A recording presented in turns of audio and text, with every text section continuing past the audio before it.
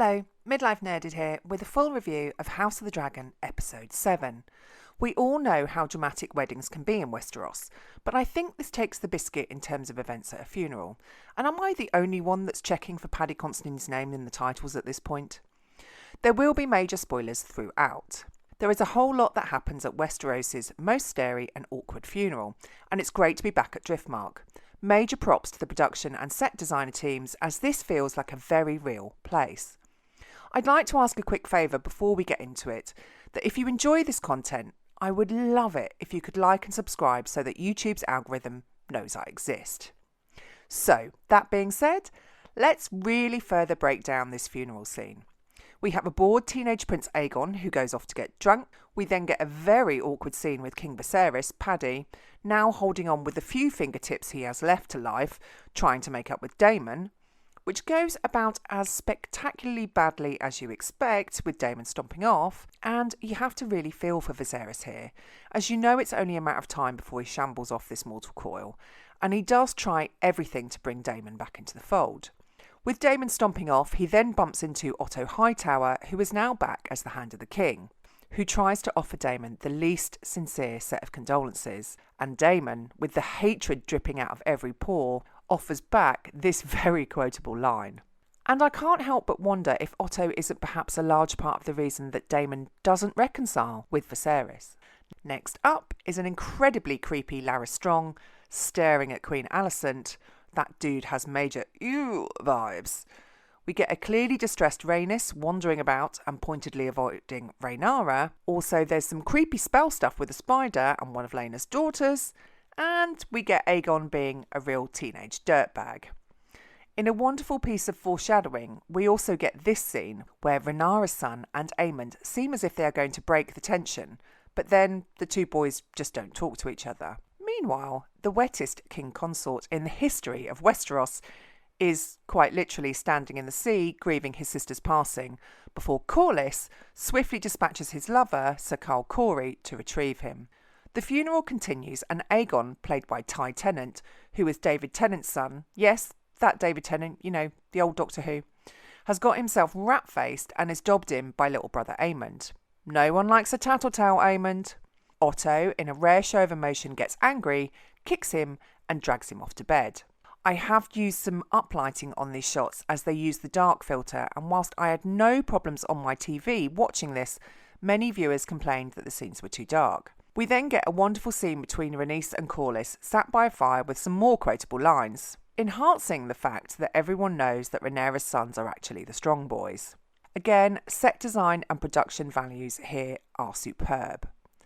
Rhaenyra and Daemon have caught up with each other on the beach, and we get to see them do what Targaryens do best, so basically incest.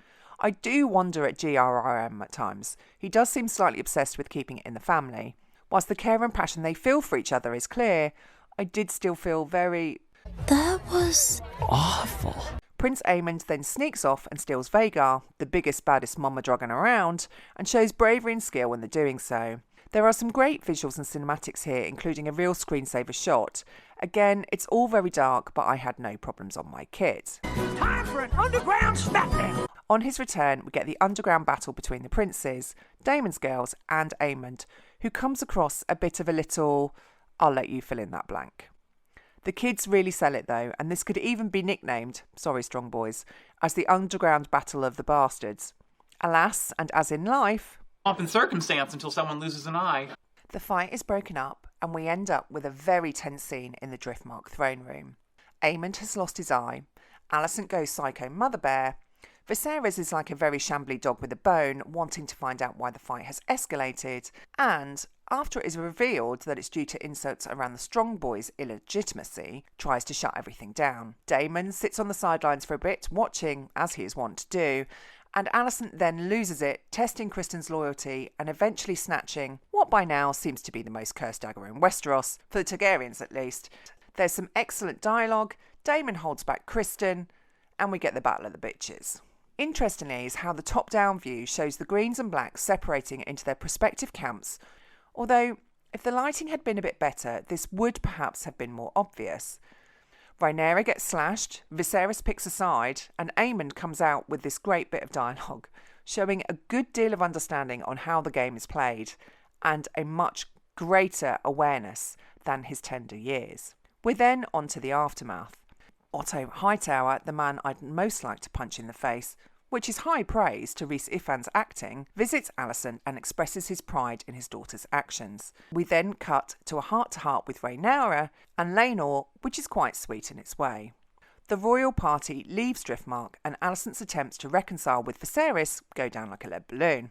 As the ship sails away, we've treated some full-on dragon action with 3 dragons, including the biggest and baddest Vhagar, following the boat. We also get a creepy scene on the ship itself with Larys offering to even the score. This dude is a great actor. He's creepier than most horror movies. The series then does a bait and switch where it appears that Rhaenyra enlists Daemon's help to kill off Laenor. Any time you see Matt Smith in a hooded outfit is always a bit of a worry. A servant guard, who might as well have been wearing a red uniform, gets murdered, and Carl Corey picks a fight with Laenor in front of a page in the throne room. When Corlys and Rhaenys arrive, it appears that Laenor has been barbecued and they have lost their remaining child. More scenes of Daemon marrying Rhaenyra follow, with the kids in tow, which just makes me feel weird, followed by the now bald Laena and Carl rowing off into the sunset. Phew, there is a lot that happens in that episode. In summary, we know that we're getting another time jump in the next episode. So long, kids, and thanks for all the fists. Laenor and Carl's ending, changed from the books, whilst being the closest to happy ever after I think I've ever seen in Westeros, leaves me with some questions.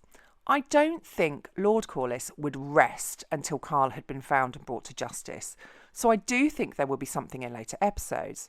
It also changes the account from the books about the spice market death. I really feel sorry for Rhaenys, who has lost both her children now.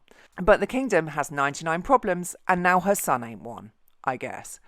I like seeing the origin story of Aemond One Eye, and I'm a little sad that we're losing the mini-me's actors with another time jump, as they were all really good in this episode. Whilst I don't dislike the new Rhaenyra actress, I think Millie played her as a far warmer character. The sets, costumes and production were excellent. But I think Sputnik, or Sapochnik, who directed this episode, did make a bit of a mistake with the blue screen night effects and filters. You'd think he'd have learned after season 8. What did you think? Are you enjoying the new actors and actresses playing all of the different parts?